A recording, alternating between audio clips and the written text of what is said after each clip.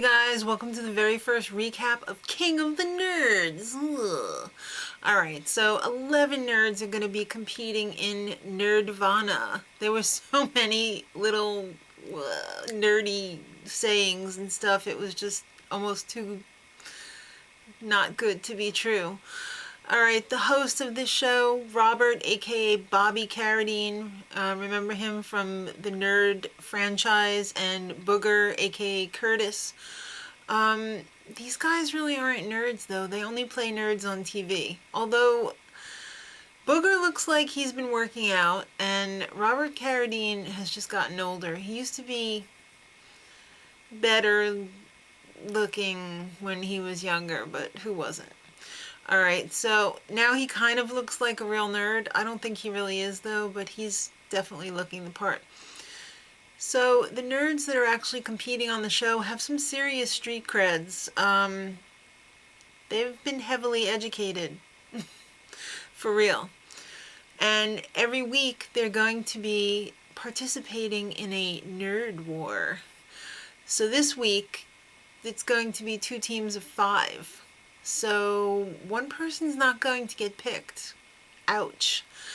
The hosts of the show, blah blah blah, picked the team captains out of a hat.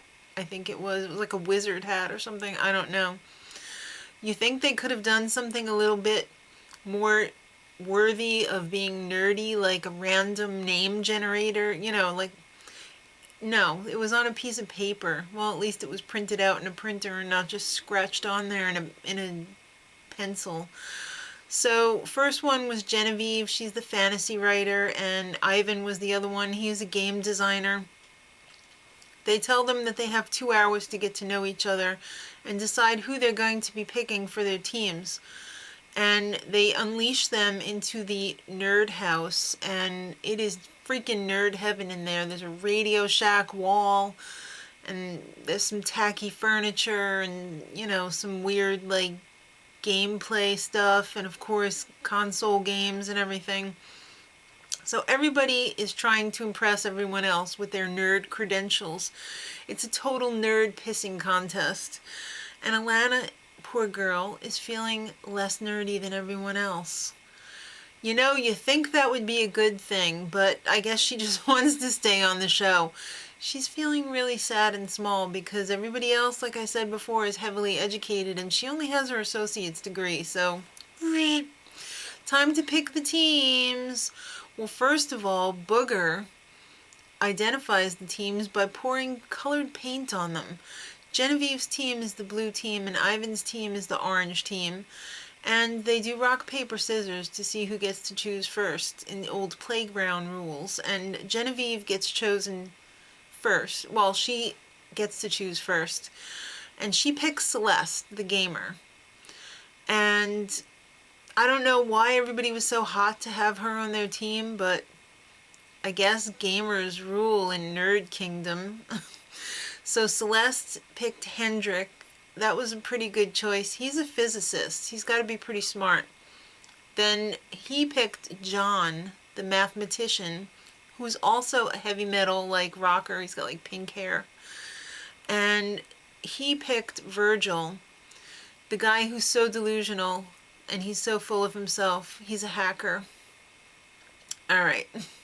And one of the other guys was, you know, like, oh, well, you're not really like a good hacker if you get caught or whatever, so. Ivan, the head of the other team, his first pick was Moo. She seemed to be one of the more normal ones on the whole show. She's a planet protector for like NASA or something. I don't even know what that means. She's just smart. Then she picked Josh, the gamer slash debater. He has some sort of an internet debate show, geek debate show. And then he picked Brandon. He's a straight up scientist, like micro scientist or something. All of these like credentials that they had, it sounded really impressive, but it's like, what do they actually do? They'd probably need like a whole day just to explain it to you. And then Danielle, another gamer with pink hair. And I think she writes a blog too. Alright, so Alana's worst fears were realized. She was not picked for either of the teams. But don't despair, Super Nerd. The tables have been turned and all the power goes to you, Alana. That's right. She is now safe from elimination and she's running the game. It's not elimination, it's actually called banishment. The nerds will be banished. Alright, so she gets to pick the winning team. They ask her, hello, who do you think built a better team here, the orange team or the blue team? So she thinks it's the orange team that was better, and I do have to agree. They had more big brains on the orange team than they did on the blue team. So the losing team, aka the blue team, they are going to pick two nerds. Well, they're not going to do it, but two from their team is going to the nerd off. And yeah, I still can't believe this show. Alright, so they don't get to pick both of the players that go into it. They only get to pick one. And the other winning team gets to pick one. So it's almost like Inferno, like remember on MTV? Alana is going to be shoved onto the losing team because then it's going to be 5-5 again. So Hendrik, the physicist, decides, well, I'm a smart guy. I want to sacrifice myself because I think I can win this one. You know, it's the first one, maybe it'll be easy. And besides, I'm a pretty smart guy. I'm a physicist. So his team is only too happy to say, okay, we'll agree with you because that will save us then. So they let him go up against the other team's pick, which just so happens to be John. I was a little surprised because his name wasn't really bandied about that much. And of course Virgil was upset because Virgil was all like, well, why did you pick him? Why didn't you pick me? I'm smart. It's always about him. There's always one nerd in the group that's so full of himself, and this time it's Virgil. So it's going to be a big chess game in the nerd off, and each of the players gets to pick one advisor. Well, Hendrik decides to choose Alana because she's the only one who really has any chess experience. She was on the chess club. Yeah.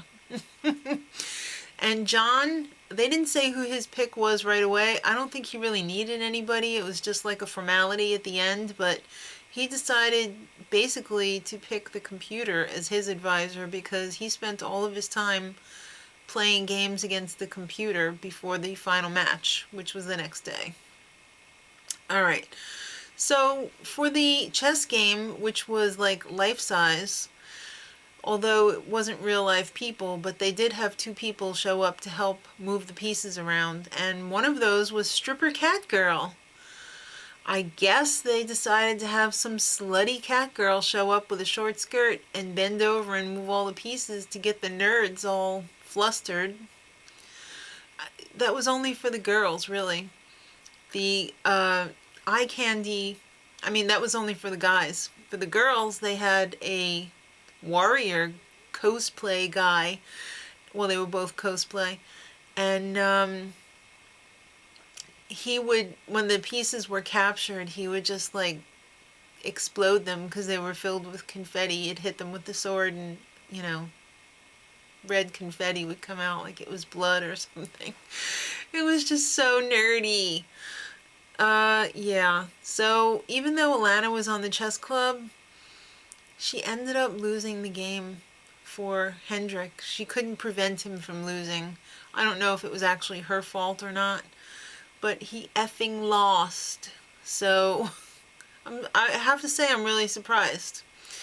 So he's gone. He's been banished from Nerdvana. And John is safe again. He survived. So next week is cosplay competition with guest nerd George Takei from Star Trek fame. It's gonna be good. So if you haven't seen it, I'm sure you'll be able to watch it online if you're interested. It's on TBS. I'm going to be reviewing each week, and I'll see you next week. Till then, much love.